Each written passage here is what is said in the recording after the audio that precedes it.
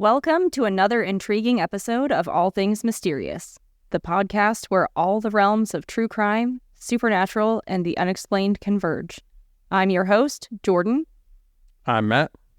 We're ready to plunge into today's fascinating mysteries. Let's dive right in.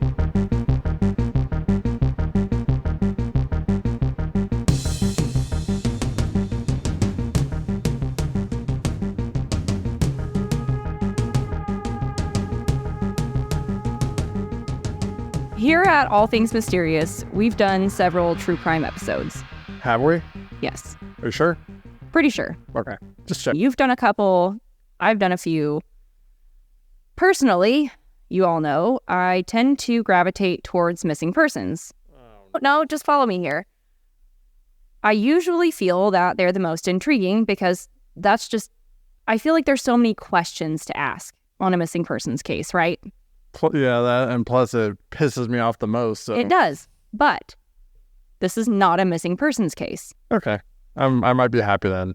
It is not. Hold on. Before you begin, does it involve children in any way? There's a possibility, but we don't know for sure. Should have took an anxiety pill before I came in today. We're not focusing on that though. Anyway, what I find most intriguing about missing persons is all the questions, right? All Things Mysterious is based on mystery, right? All the questions that we can ask. And Jordan breaking technology. And me breaking technology. Because I can quite literally break anything. In fact, the speaker at our work broke the other day, and I was like, that was probably me. I sit close enough to it that I was like, most likely I've just been close enough to the speaker for so long that it finally just gave out. I'm pretty sure it finally was just like, I've been close enough to this person for so long I couldn't handle it anymore. Honestly, I believe that. As we've talked about on multiple occasions. Jordan, what? Jordan. Is my name again? Your name is Jordan. I can't even say what I was going to say either. I don't even know. It's going to be interesting. Yeah, it's been a long day, so this is going to be an interesting episode for me. But anyways, Jordan, her curse is well known. We Through talked the about whole office, through this. We were talking about ghost hunting, and I was like, listen, you're going to have to prepare extra for not only the ghosts, but for me. Yeah. I'm still worried about that. But everybody that's listening to this, as long as you listen to the last episode, you now know that we are going to be ghost hunting soon. Yeah, we are. Woo. And I'm nervous. Not for the ghosts, just for Jordan breaking the cameras or any of the equipment.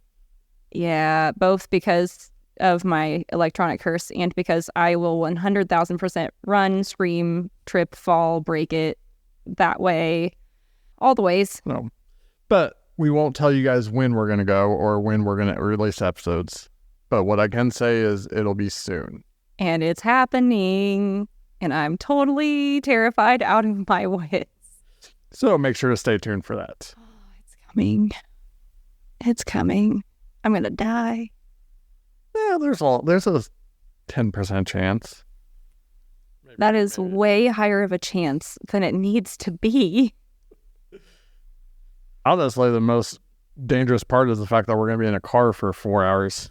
That's true. I might kill you there. I might. I don't know. Oops, that was a spoiler. We could be going all sorts of different directions. Oh, there you go.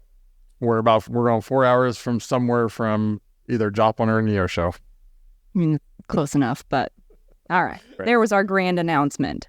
Again. Back to my lovely case that Matthew distracted me on. I did not. Never. Sometimes I actually don't cover missing persons cases. You all probably remember the Ellen Green. Matthew. I think we all remember the dream. The dream one was terrible, and that was not a true crime case at all, but that was the worst case I've ever done. That was the worst episode I've ever done, and I'm still sorry for it. It was terrible. Interesting part is that one is probably one of our most popular ones. Why did it do so well? Why do you guys like that episode? It was so bad. If you're listening to this, please go onto the Facebook page. It was so bad. And tell us why you love that episode so much. It's probably because it was so bad. They probably just laugh at it the whole way through. It's got the best views of like everything, or best listens out of everything. It's because it was so bad. It's so bad that it's good. Anyways, focus. I'm the one focusing. You're not. Anywho, sometimes I don't do missing persons cases. So for instance, Ellen Greenberg, the case that we did for her, she was obviously not a missing persons case. If we remember her case, they classified her, what I believe to be a murder, as a suicide. Now, it's very possible that it was a suicide, but that was obviously not a missing persons case.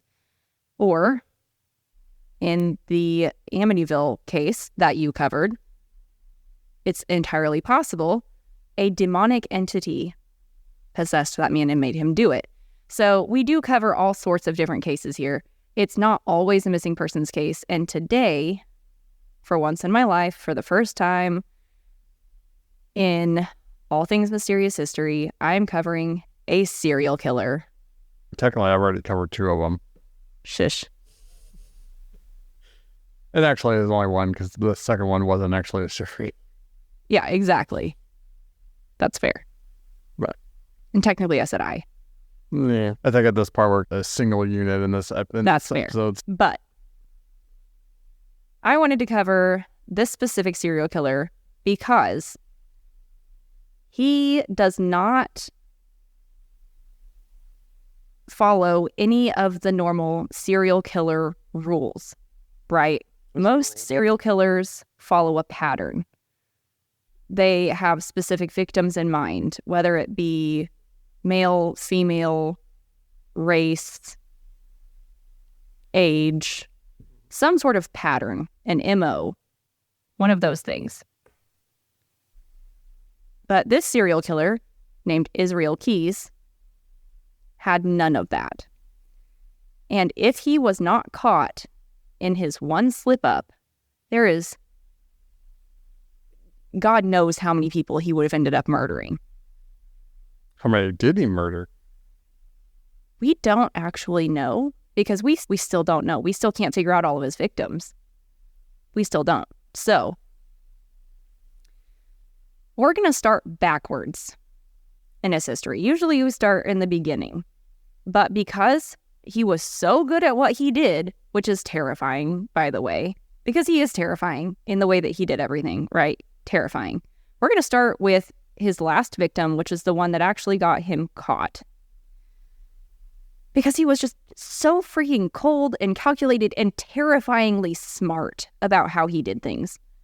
Just terrifying. Most of the time, people will leave some sort of evidence somewhere, okay? Nothing linked this man to anything. Obviously, he made a mistake at some point, though. On purpose. He was taunting people because he was bored. To be fair, I've been pretty bored this times. That's fair, but Jesus. I don't think I've become a serial killer and then eventually taunt the police and leave a piece of evidence just to taunt them type thing. It is insanity. Before I get into it, I would like to thank my friend Jessie for this episode because it was actually a message from her the other night and I was talking to her and she was like, we should do an episode from Alaska. And I was like, you know what? I have an idea. Is she the mean one? No, she's not mean. Who's the mean one? Unless she says she was going to murder me. Oh, that's Sarah. Oh, okay. That's Sarah, and she has nothing to do with this episode. I still remember Sarah. It's funny. To begin, on February 1st, 2012, Israel Keyes kidnapped an 18-year-old girl named Samantha Koenig from the coffee shop where she worked in Anchorage, Alaska. He raped her, strangled her to death, then put her body in a storage shed after stealing her phone and her debit card.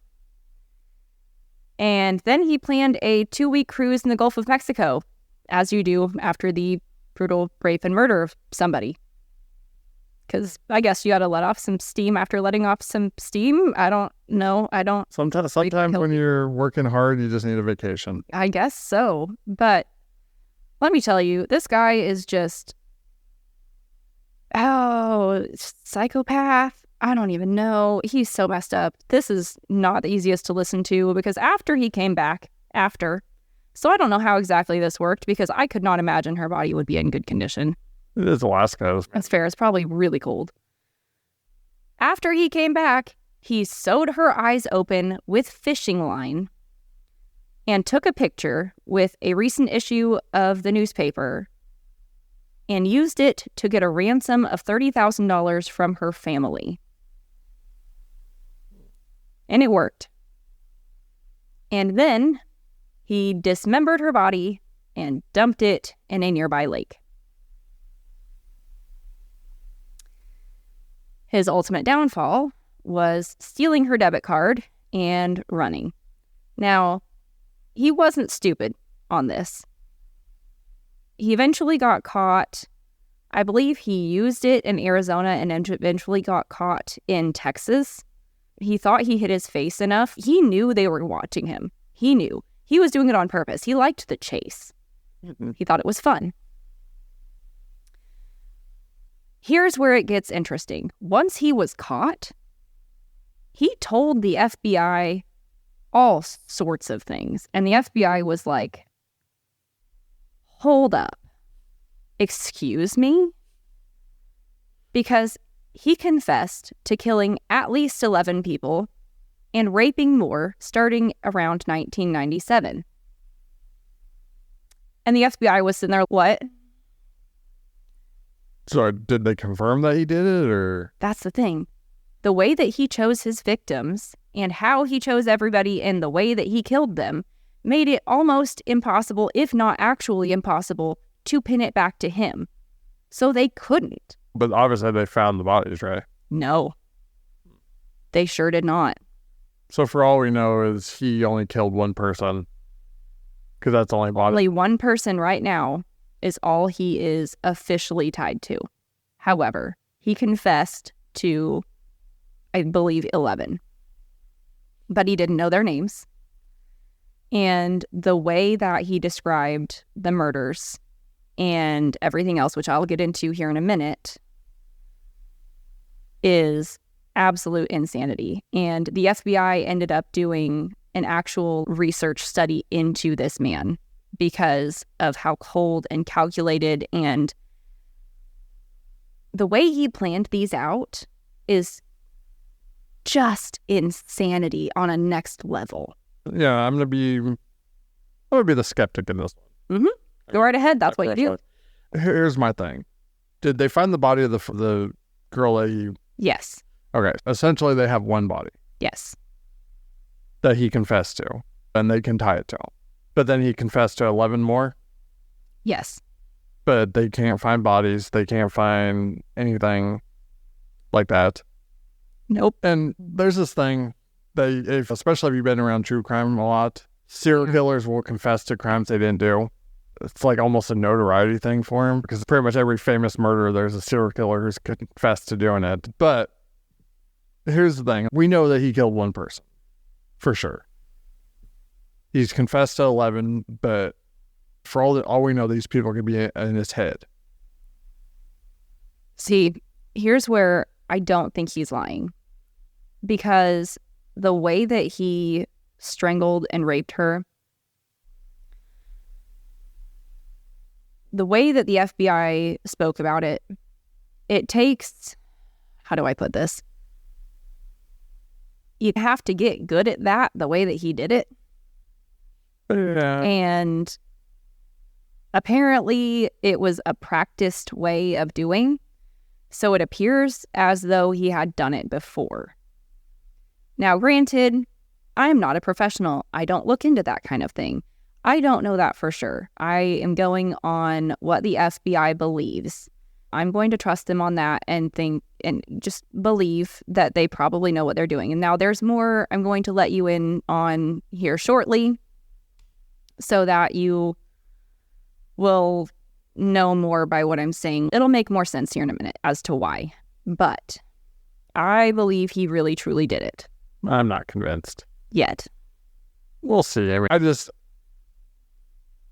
anytime a serial killer confesses to a crime and there's no bodies, especially no body, it's just not believable.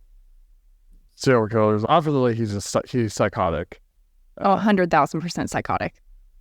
But, and you may cover this later, I'm sure they did a psych evaluation on him. Mm-hmm. So I don't know how sound he is, but the fact that they haven't found, because I assume you said that he killed at least 11 and raped more than that, right? Yep. So there's rape victims that have been raped that never came forward. Yes, and this FBI is still waiting on them to come forward. They have put out a lot of notices and they're waiting on them to come forward. The problem is, and this is where you're probably going to be upset, most of those victims at the time were most likely between the ages of 14 and 18. I knew this episode was going to piss me off. I know.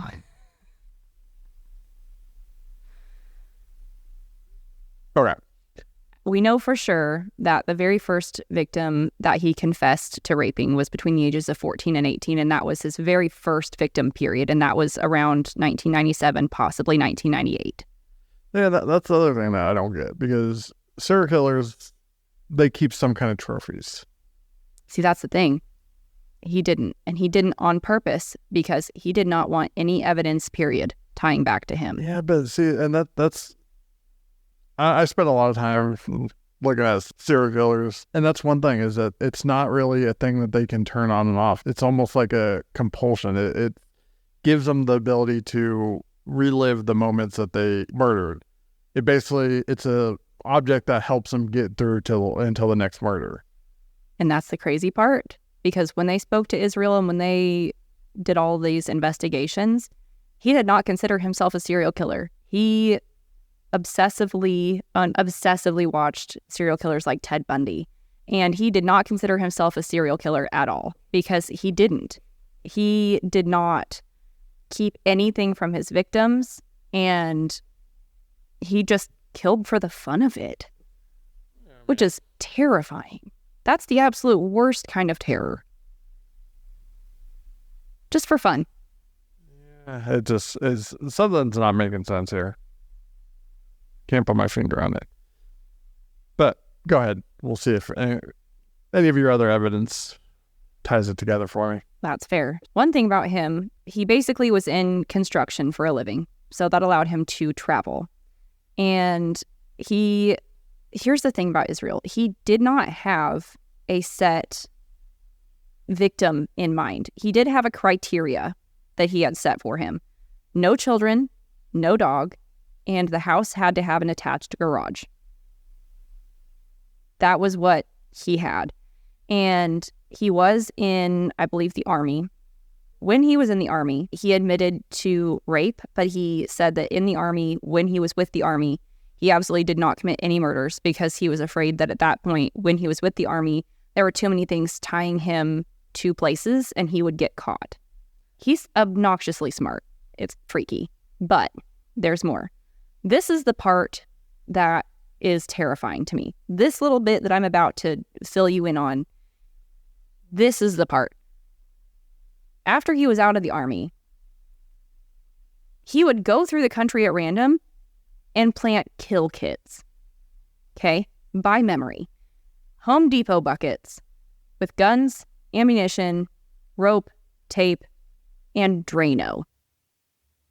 And he would just plant them randomly throughout the country. And when he felt like killing, he would go back, find them, and wait for a victim.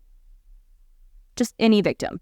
It did not matter age. It did not matter race. They had to fall into his criteria of no children, no dog, and a house with an attached garage. Now, it could be a couple. He killed couples before. That was fine. He did not want them to have a child or a dog. Just needed a house with an attached garage. You know what this reminds me of? I have no idea. Have you seen the new season of Criminal Minds? No, but I would not be surprised if they did an episode about something like this. It's not an episode. It's more like the season arc. Interesting. There's a serial killer who he actually turns out to be like, he organizes other serial killers. Oh, that's interesting. And that's one thing he does, is he has kill kits all over the country. I would bet you money it is based off of Israel Keys. But in this case, the kill kits were mostly made for the specific serial killer that he was controlling at the time. But yeah, that's exactly what I was thinking. But what's crazy is, aside from that, he would not write these locations down. He just memorized them.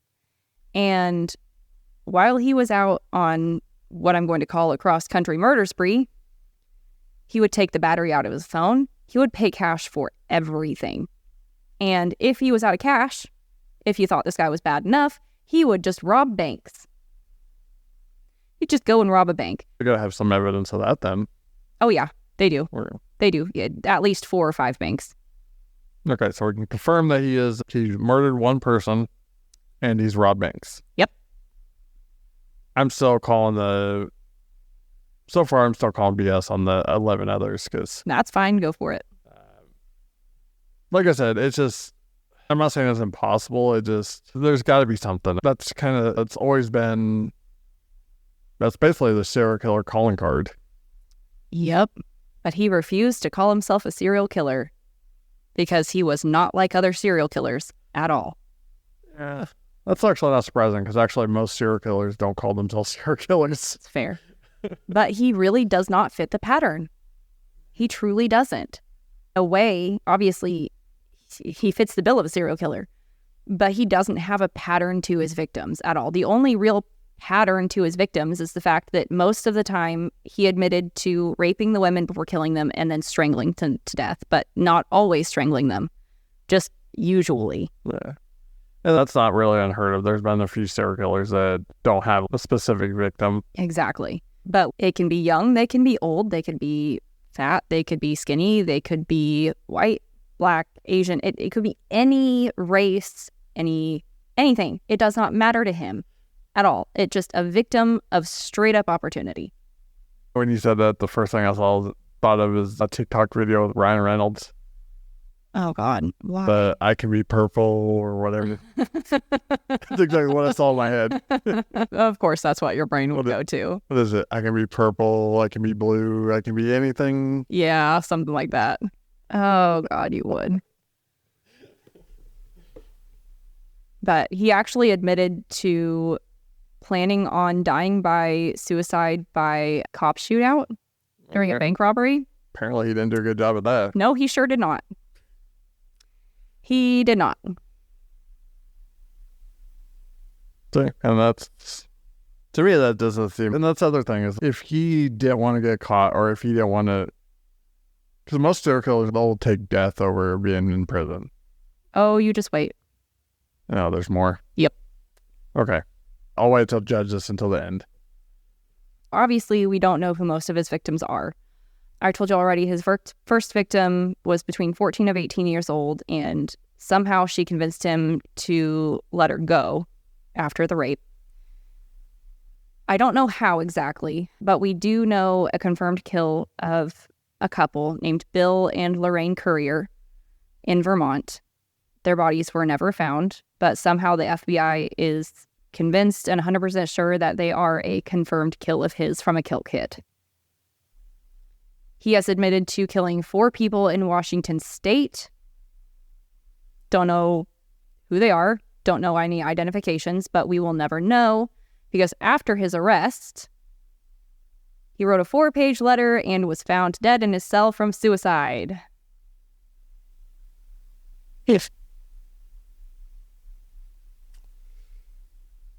So we'll never know. I mean, obviously he didn't know anyway, supposedly, but... I really don't think that he did, honestly. It's not like he stalked his victims and knew them. They were completely chosen. But he had to stalk them at least a little bit to know that they didn't have kids or dogs or... Right, but it's not like he waited for weeks and months. Yeah, but there's a little bit of stalking and planning. Yeah.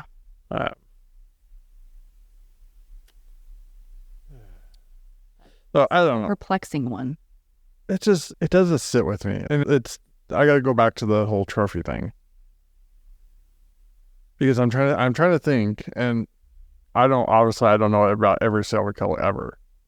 But pretty much all the ones that I do know about, every one of them had a trophy. The fact that he didn't, or it doesn't sit with me as far as calling him a serial killer. Obviously, we can call him a murderer because definitely killed one person for sure. And the fact that no other rape victims came, which I get, probably not that surprising. Thing, what, 80% remain unreported or something? At least. I don't even know the number, but a lot. That's not super surprising. But you would think at least if there was multiple, you think at least one would. Statistically speaking, at least one should, if you've raped multiple. Yeah. And then the fact that there's never been any bodies found. Even. And that's the thing. If you remember back to what I said he had in the kill kits, he said the Drano was used specifically to help speed up decomp within the bodies. And if you think about it, Drano is sure going to do something to a body. It dissolves just about anything. That's horrible. But I don't know. I don't know how much Drano he put in those things. I don't know how much is going to fit in a Home Depot bucket with guns and rope and tape and everything else. But because here's the other thing that doesn't sit with me very well. Supposedly he was meticulous, and first off, I'm gonna say I don't believe that the story that he chose to get caught or he did all that too because he was bored. But yeah, I guess he slipped up and a camera at an ATM machine caught him using the pin. Yeah, and that's the other thing. If you're a serial killer or a murderer or whatever, you're not going to use the victim's card. I know. Whether you think you got your face covered enough, pretty much every place outside is camera range now, so something's going to catch your... Yeah, and the fact that he actually murdered within his hometown was not something he ever usually did. If you think about it, all of his other victims were in the lower United States, not in Alaska. The fact that he actually murdered somebody in Alaska where he actually lived, that was way outside the norm for him, and he said that it was just an impulse that he couldn't control. And I think that whole last murder of his just got him and he couldn't control it anymore. But see, that's another thing, is if it was an impulse, that goes back to the fact that he should have been keeping trophies. You would think. And maybe he did and he just didn't say anything. Maybe he's got, I don't know, a trophy somewhere sitting along with a kill kit that's just sitting somewhere out in the middle of nowhere. This is 100% gut feeling, but I don't think he was the actual killer. I think he was either working with the actual killer and he just became the scapegoat to... It's too off for me. No, I don't think so, man. The FBI is 1,000,000,000% certain. And honestly, FBI has never been wrong before. No, they've been definitely wrong before, but they've done so many studies on this and they've done extensive research specifically into this man because they are so certain and because he did not fit any specific standard that they have set previously. Yeah, and not saying, obviously, with especially profiling, there's going to be outliers. Oh, yeah, there's always outliers. But there's also humans in general have a pattern, especially psychologically. Oh, absolutely. I'm autistic and ADHD. Like, I look specifically for patterns. That's my entire personality, is watching for patterns, and I usually see it. But that's the craziness about this one, because you could not find a pattern. And that's specifically why he did everything that he did. He would go all the way down to the lower United States, rent a car, drive another several hundred miles, go find somebody, kill him, drive several hundred miles, dump the body, and then go somewhere else. It was so impossible to track him because he was insanely smart about it and just terrifying. And frankly, that is so much work to put into it. I couldn't do it, to be honest. That's so much work to put into it. That's so much. Oh, I could not ever be a serial killer. I'm sorry, but obviously, I wouldn't do it anyway because that's just a terrible thing to do. But that's just so much effort. Where do you find the time? Yeah, I don't. It just doesn't sit with me well. Something feels off. And I can't really... Everything feels off with you all the time on any case that I do. No, this is actually worse.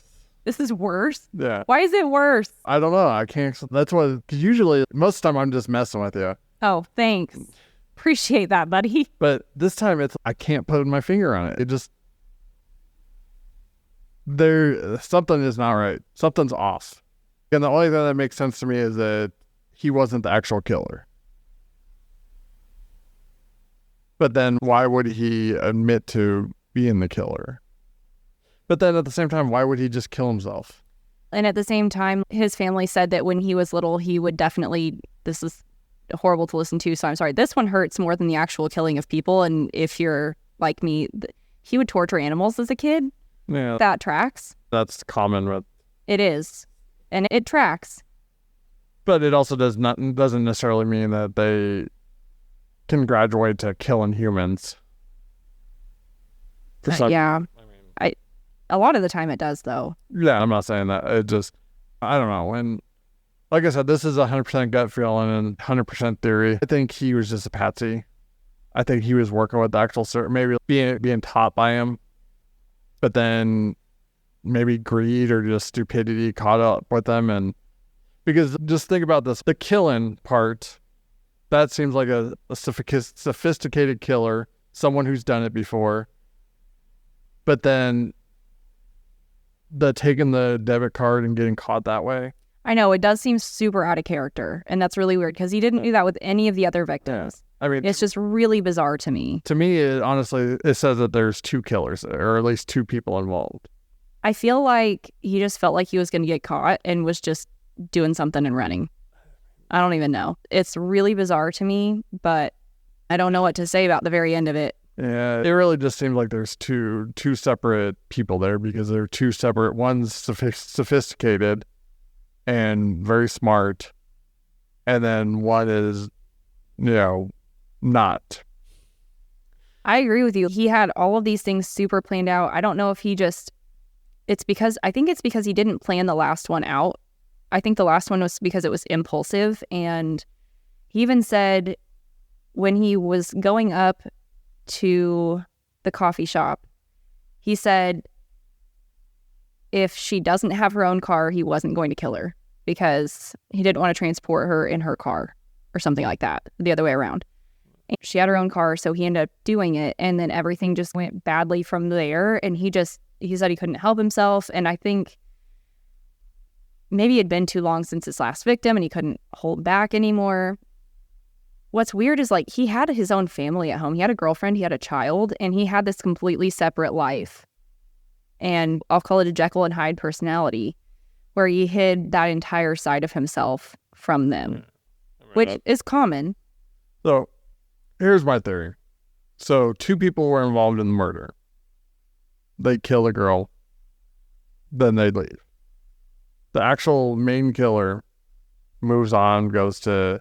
This dude apparently goes on a cruise for some reason, and then to celebrate it. Then comes back and does the ransom thing. Because that's something after a cruise, I guess he spent all of his money, so he needed a ransom from him. Yeah, but that still doesn't make sense though, because you do a ransom, it's gonna put more eyes on you, which... See, and that's what I thought too. It's sloppy. It is. It's really sloppy. It's gonna lead more attention right back to you. So to me, it just screams multiple people. And this guy that got caught he's not the ringleader. He may say all the right things and maybe he wanted to be... I still think that he is, personally, just based on what I've watched in like interviews and stuff. And the complete cold, absolutely disgusting stare in his eyes. I'm not saying that he's not a killer. No, and there still could be, but I still... Just based on my gut instinct, I believe he did it. All of it. I can't get over that, and it's going to bug me now because I'm pretty sure he's not doing the stuff that we know that he did, the stuff that we can confirm. He went on the cruise, he did the whole ransom thing, and he stole her card. That's the three things that we 100%. Yeah, even with the debit card, it took him all the way to Texas, though, to get caught. But it's still sloppy. And so, and then there's nothing that's saying that there was only one killer when she was killed. I feel like there would be something for the FBI to believe there's only one. I don't know what that something is because they haven't provided that evidence. I don't know what it is because they haven't come out with it, but I feel like there is. We've already pissed a lot of people off, so let's just piss off the FBI too. You know what? That's fine. We've already got the entire freaking country of Russia on our back. Let's just add the FBI. We got Oklahoma and Florida and, who else? Who else is all pissed at us now? I can't remember. It's basically everybody at this point. Yeah. But so let's just add the FBI to it. Sure. Why not? They want to close this case because they don't want to, they don't want to make a big thing about possible another serial killer is actually on the loose. They want to basically tie this up in a little bow and say, hey, here's the guy who did it. Yeah, but at the same time, we still don't have any of the victims. So is that wrapping up nicely in a little bow or is it not? Well, but in their case, yeah, because it's only one victim. Allegedly, he killed 11 more, but without evidence, that's always going to be just his word. It is, but they're still looking into it's 11 total victims, I think. But still, they're looking into all of those victims to try and figure out who they are. Because I'm sure that they're missing persons. It's just trying to figure out which of the missing persons. When evidence comes out like that, I think it's a duo. And he was just the follower. He wasn't the brains. I just don't think so. I think he worked alone in it. I don't think he's a person that can work well enough with others to do that. You'd be surprised and he's going to act differently when he's in custody and doing interviews and stuff. Because remember, he wants everybody think that he did this. Of course, yeah. He's going to be the person who's crap. If I'm working with so-and-so, I don't want them to be caught, so I'm going to admit to everything. He's going to play the part. And I'm not saying, and by saying that he's not the brains, I'm not necessarily saying that he's not smart. That's not what I'm saying. No, I know you're not. But I don't think because there's two different styles in this, and it's obviously we know that he's the one that's more sloppy. I don't know. I think he's conniving enough to do it. See, you can't change basic human behavior though. There's certain things that you can change and alter, victimology and all that stuff, but your basic human movements and how you do certain things, you can't change that. That's a lot of that stuff is subconscious. Thank you. Anytime you're having difficulty pronouncing a word, don't you worry, buddy. I got you, so I can make fun of you. This has been 40 minutes, and I've only messed up one word, so I'm doing pretty good. That's actually really good for you. And me. Yeah. But so there's certain things that you can't change. You can try to mask it. You can try to do certain things, but you can't eliminate it. And the sloppiness, I don't think he could purposely make himself do this to haunt the police. It just... Considering he said he wanted to go out by gunfire and then he ended up committing suicide, I really think that he could. I really do. It's just a gut feeling. I don't know, but I really think that he could. And that's the other thing is we learned that after the fact. Whether he was actually thinking about that or not, we got to take his word. That's what he was thinking. Every time that he wasn't necessarily caught during the bank robberies, but he was caught on video if they could eventually confirm that it was him. He did have 2 guns, and he always had excessive ammunition. So it was confirmed more or less that his stories were true. So anytime that he went into a bank robbery, he was prepared for an excessive, shootout. Yeah, but it never happened, but he was prepared for it, though. There's one thing about talking about it and then actually doing it, though. That is entirely fair. Every single day I wake up and I'm like, God, I don't want to go to work today. I'm going to call in, but then I go to work. So. Yeah, you know that all too well. I don't know. It just doesn't sit with me. And maybe I need to listen to the interviews and do stuff like that. But just as of right now, there seems to be 2 killers there. I really think it was just him. I think that he finally just had that crazy break and he just lost it. And he just... Instead of planning, I think that he just went in impulsively. And instead of going with his normal kind of kill kit style, I think he just broke his normal practice. And because he broke that and went off the rails, that's what got him. See, and that's the other part, though, because whenever serial killers get to that point where I forgot what the actual official term is. Basically where they spiral. Yeah, I don't remember it either, but we all know what you're talking about. The spiral. Yeah, they go into basically they kill anybody they see. Like they still psychotic break. Yeah. Thing. So why doesn't he have 20, 30 bodies after this? Because he's going to try to kill in the same manner that he did before. I mean, but it's just going to be more and more sloppy to the point where, he just ends up getting caught because it's so sloppy, or he ends up dying. So why is there no evidence of that? Would love to tell you. I have no idea. So I don't know. I need to actually listen to the interviews and do all that stuff with this guy. I think you'd find him really fascinating. You should. I find it fascinating already just because I think there's an actual serial killer still out there. Honestly, if you're right, that would be really fascinating. Because here... I hope you're wrong. Yeah. Just for the fact that I hope he's dead, because that would be much better for the world. Yeah. Because that's only counting if we believe his victims are all in the United States, because he did serve overseas, and there's a possibility of there being more victims elsewhere in the world. But... yeah, that's the other thing is I'd like to see... because you got to take a psychological evaluation and get into the army. So was he crazy beforehand or was he after? I think he just fooled everybody somehow. This guy seemed completely normal to everybody else and managed to hide it from the world. He had a girlfriend and a child, and they never had a clue. Yeah, but that's one thing that the army is pretty good at is their psychological evaluation. You would think so, but boy, did he not seem to be on that level. I don't know. It just doesn't sit with me. I think, and this is obviously 100% not saying I'm right because I don't know, but my gut says that there's an actual serial killer still out there, and he just took the fall for him. They were partners or sub-dom type thing. It's a possibility, but I think that I'm right. I think that he's the one who did it. I never know. That's what I think, and I think he is the most absolutely crazy, prolific serial killer that a lot of people have never heard of, which is one of the reasons I chose to cover him today, aside from the fact that my good friend Jesse wanted to hear from somebody from Alaska today, and ta-da, I got you, boo. But regardless, he is somebody I've wanted to cover for a hot minute, and I know a lot of people wanted a serial killer story. Ta-da, here, I have you. Serial killer, one that you might not have heard of. The interesting part is you totally failed the test to go ghost hunting on a Zodiac killer question. I need you to shut up. Yeah.